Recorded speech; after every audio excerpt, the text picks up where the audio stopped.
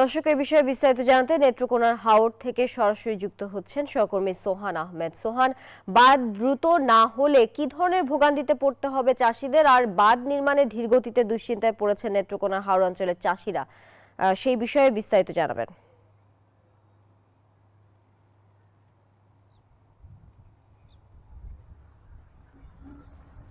ধন্যবাদ তানিয়া। আসলে আপনি যেমনটি বলছিলেন যে এবার কিন্তু বাঁধ নির্মাণে ধীরগতি বলতে কিন্তু আসলে আমরা বোঝাতে চাচ্ছি যে আসলে এখানকার যে পিআইসি গুলো গঠন করা হয় প্রতি বছর, সেই পিআইসি গুলো নিয়ে কিন্তু আসলে যেহেতু সরকার পরিবর্তন এবং পরিবর্তিত পরিস্থিতির কারণে এই সময় মতো কিন্তু আসলে এই পিআইসি গুলো গঠিত হয়নি, যে কারণে কাজগুলো কিন্তু কিছুটা পিছিয়েছে। তবে এই মুহূর্তে আমি যে বাঁধটিতে রয়েছে এটি কিন্তু নেত্রকোনার মোহনগঞ্জ উপজেলার গাগরাজুর ইউনিয়নের চর হাইজদা বাঁধ। এটির বেশ কিছু অংশ কিন্তু আসলে ইতিমধ্যে স্থায়ীভাবে নির্মাণ করেছে পানি উন্নয়ন বোর্ড। তবে এর যে বাকি অংশটুকু রয়েছে প্রায় 3 থেকে 5 কিলোমিটার অংশ হবে, সেই জায়গাতে কিন্তু আসলে ইতিমধ্যেই কাজ চলমান রয়েছে। আমি দেখানোর চেষ্টা করছি যে আসলে এই চর হাইজদা বাঁধটি কিন্তু আসলে অত্যন্ত গুরুত্বপূর্ণ বাঁধ, কারণ এই বাঁধটি কিন্তু আসলে ভেঙে কিন্তু ফসল হানির সংখ্যা কিন্তু প্রতি বছরই থাকে, যে কারণে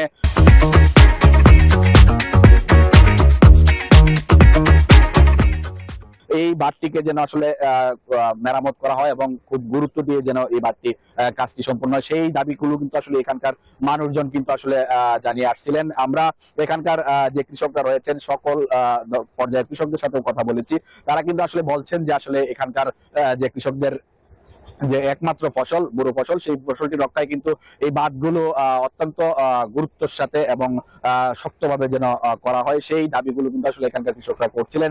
আমি একটু তথ্য জানাতে চাই যে এখানকার এই এবারের যে 146 কিলোমিটার বাঁধ কিন্তু আসলে মদন মোহনগঞ্জ, খালিয়াজুরি, কলমাকান্দা ও আটপাড়ার কিছু অংশ সহ কিন্তু এই হাওর অঞ্চল, এই হাওর অঞ্চলে কিন্তু আসলে 146 কিলোমিটার 191টি পিআইসির মাধ্যমে এই প্রকল্পগুলো বাস্তবায়িত হচ্ছে এবং সঠিক সময়ে এই কাজগুলো শেষ হবে, এমনটাই কিন্তু আসলে এখানকার মানুষজন প্রত্যাশা করছেন। যদিও কিছুটা পিছিয়ে কাজটি শুরু হয়েছে, তবে আগামী মার্চের প্রথম সপ্তাহের দিকে কিন্তু পুরোদমে কাজগুলো শেষ করা হবে, এমনটাই কিন্তু আসলে এখানকার যারা পিআইসি রয়েছেন তারা কিন্তু আসলে বলছেন। এবং পানি উন্নয়ন বোর্ডের সাথে কথা হয়েছে, তারাও কিন্তু আসলে এমনটাই জানাচ্ছিলেন যে সঠিক। সোহান, আপনাকে ধন্যবাদ যুক্ত থাকার জন্য।